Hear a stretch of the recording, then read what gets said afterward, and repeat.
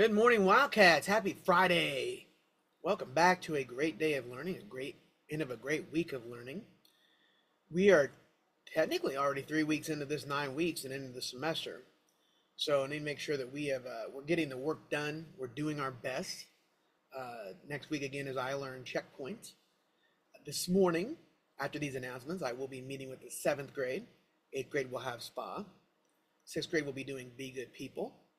So that's exciting. And then Monday, we will do 8th grade meeting. 7th grade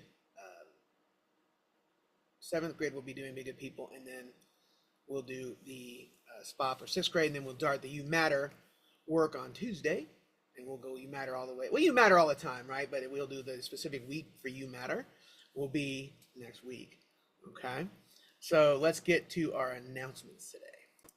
All right, today is Friday, January the 24th, 2025, and these are your morning announcements. The mission of West Lane Middle School is to reveal the genius of each Wildcat through a culture of joy, respect, and excellence, where the very person deserves to be seen, affirmed, and to grow. All right, safe Wildcats keep their hands to themselves at all times and resolve conflicts peacefully. Outstanding. All right, safe Wildcats on the bus. You are staying in your seat until you're stopped.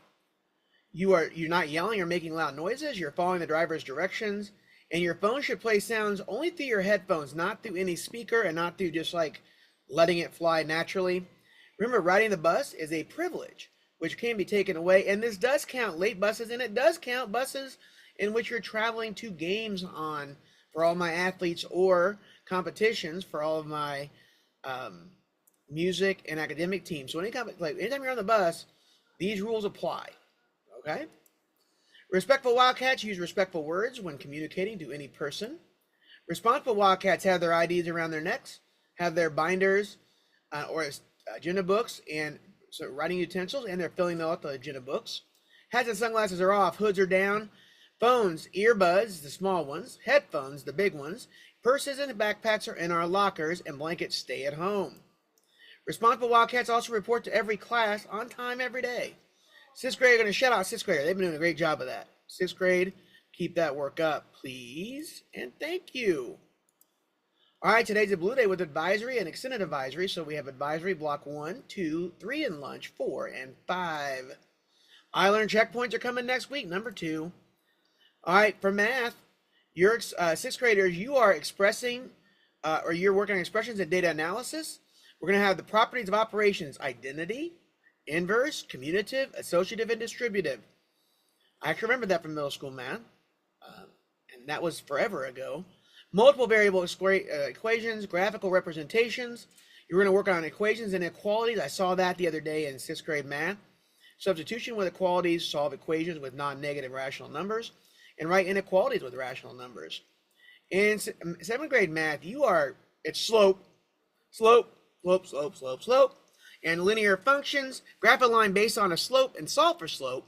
You also have unit rate and constant of proportionality, ratio and percent with multiple operations, and you're going to create scale drawings using proportional reasoning. In 8th grade math, you're going to function x values and independent variables, graphs of functions, linear functions, so y equals mx plus b, and linear functions.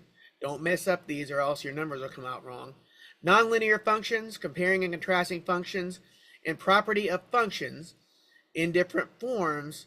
It's a function next week on your 8th grade I Learn checkpoint for math. It is a function. All right.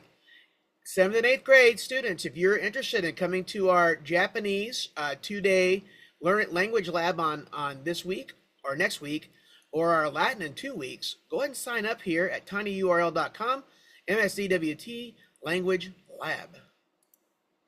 Today for lunch, French toast and sausage, taco sticks, deli croissant sandwich, yogurt combo, potato cubes. And for breakfast on Monday, I'm sure will be very delicious as well. Be Good People today for the 6th grade. Be Good People for 6th grade today. Well, you're always good people in 6th grade, but that's the statement of the SEL work. Please make sure you're cleaning up West Lane, your language and messes in the hallways, cafeterias, classrooms, and restrooms. Make sure you're washing your hand for 20 seconds and using your vampire sneeze and cough to prevent the spread of germs.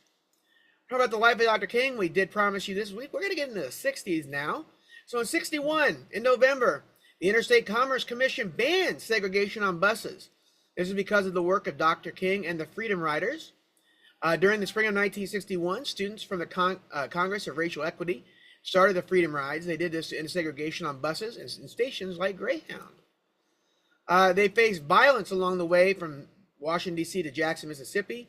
On May 14, 1961, a bus was bombed by the Ku Klux Klan. They were stopped in Anniston, Alabama. Dr. King and all the others of the campaign saw acts of violence from whites in the South. This proved to them that nonviolent confrontations could attract national attention and force federal action.